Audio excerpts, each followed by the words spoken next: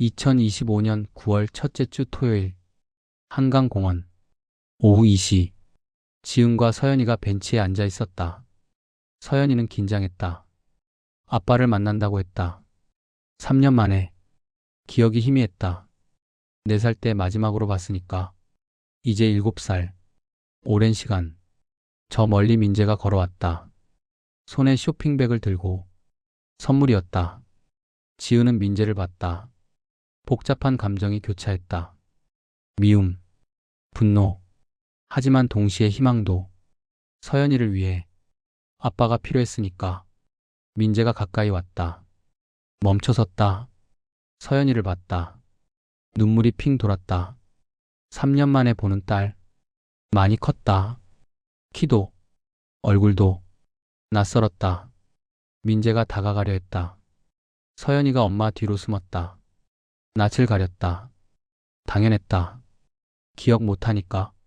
민재가 무릎을 꿇었다. 서연이 눈높이에 맞춰 선물을 내밀었다. 쇼핑백에서 꺼냈다. 큰 인형, 공주 인형. 서연이가 좋아할 만한. 서연이가 조심스럽게 손을 뻗었다.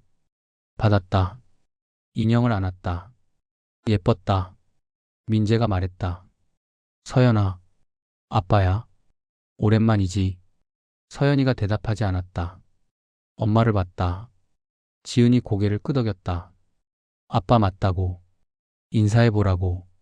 서연이가 작게 말했다. 안녕하세요. 민재는 가슴이 아팠다. 안녕하세요, 라니. 아빠인데? 민재가 사과했다. 미안해. 아빠가 잘못했어. 오랫동안 못 와서. 이제부터 자주 올게. 약속할게. 서연이가 물었다. 정말요? 민재가 고개를 끄덕였다. 진짜야. 아빠 약속. 첫 만남은 짧았다. 30분. 서연이가 피곤해했다. 낯선 사람과의 시간. 지은이 일어났다. 가자고. 서연이에게. 민재가 아쉬워했다. 조금만 더. 지은이 고개를 저었다. 천천히 하자고. 서연이가 적응할 시간이 필요하다고. 민재가 물었다. 다음엔 언제? 지은이 대답했다. 2주 후. 같은 시간. 같은 장소. 민재가 알겠다고. 꼭 온다고. 지은과 서연이가 떠났다. 민재는 혼자 남았다. 벤치에 앉아. 생각했다. 3년을 허비했구나. 딸과의 시간을. 그 후로 정기적으로 만났다. 2주에 한 번. 토요일 오후. 한강공원에서. 민재가 빠지지 않았다. 비가 와도, 바빠도, 꼭 왔다. 서연이도 조금씩 익숙해졌다. 아빠라고 부르기 시작했다. 처음엔 어색했지만 점점 자연스러워졌다. 민재가 서연이와 놀아줬다. 그네를 밀어주고, 시소를 타고, 자전거를 가르쳐줬다. 서연이가 웃었다. 행복해 보였다. 지은은 멀리서 지켜봤다. 복잡했다. 좋기도 하고, 씁쓸하기도 하고. 3년 전에 이랬으면. 하지만 지은은 멈추지 않았다. 법적 조치를, 양육비를 받는 것만으론 부족했다. 3년간의 고통, 보상받아야 했다. 정신적으로, 경제적으로. 변호사를 다시 만났다. 박지영. 상담했다. 손해배상 청구가 가능하냐고. 박지영이 대답했다. 가능하다고. 양육비 미지급으로 인한 정신적 고통, 경제적 손실, 모두 손해배상 대상이라고. 판례도 있다고. 최근 들어 인정되는 추세라고. 지은이 물었다. 얼마나 받을 수 있냐고. 박지영이 설명했다. 케이스마다 다르다고. 하지만 보통 수백만 원에서 수천만 원이라고. 지은의 경우 3년간 미지급, 혼자 생계 부양, 딸의 상담 치료 필요, 충분히 1,000만 원 이상 청구 가능하다고. 지은은 결심했다. 하기로. 소송을, 서류를 준비했다. 증거들, 3년간의 고통을 입증할 상담 치료 기록, 서연이가 받았던 분리불안, 아버지 상실감, 심리상담사 의견서도, 경제적 어려움 증명, 월세 연체 기록, 공과금 톡촉장, 대출 기록, 모든 것. 법원에 소송을 제기했다. 손해배상 청구액 1천만 원. 민재를 상대로. 며칠 후 민재에게 소장이 전달됐다. 회사로. 민재는 충격받았다.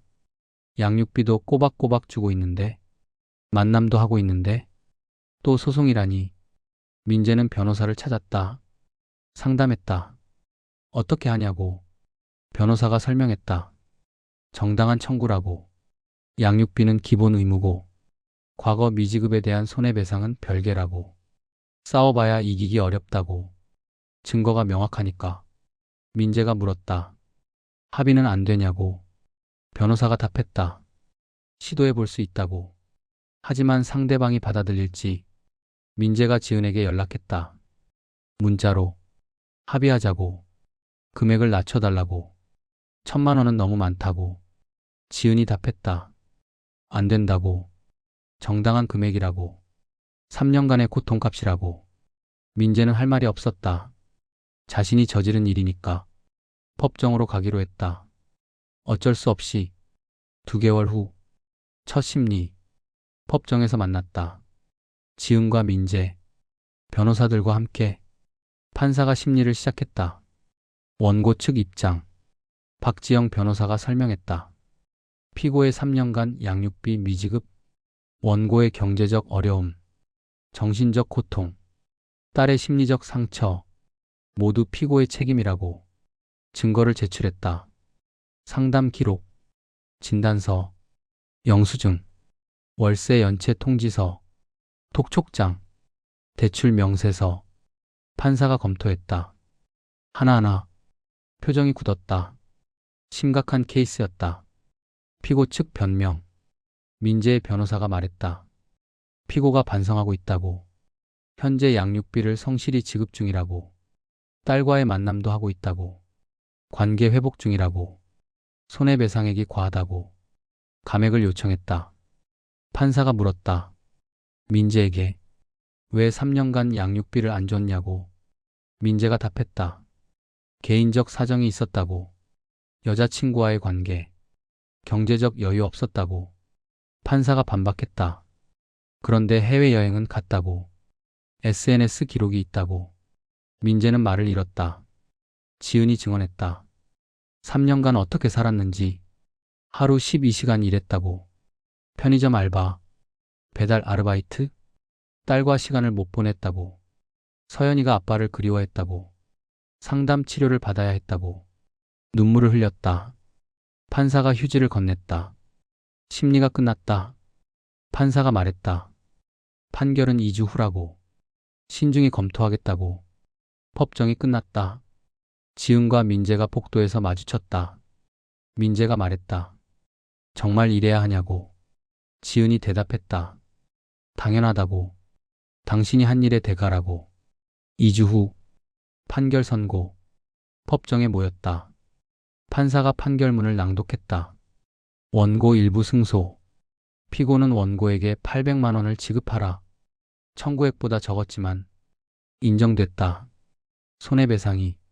민재는 항소를 포기했다. 받아들였다. 800만 원. 분할 지급이 허용됐다.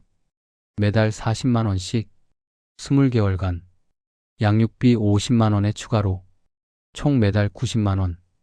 민재의 급여에서 공제됐다. 또 회사에 통보됐다. 민재는 부끄러웠다. 하지만 감수했다. 자신의 죗값이니까. 지은은 만족했다. 완전하진 않아도 정의가 실현됐다. 법이 자신을 보호했다. 800만 원은 큰 돈이었다. 서연이를 위해 쓸 거였다. 교육비, 저축, 미래를 위해. 민재와의 만남은 계속됐다. 서연이를 위해.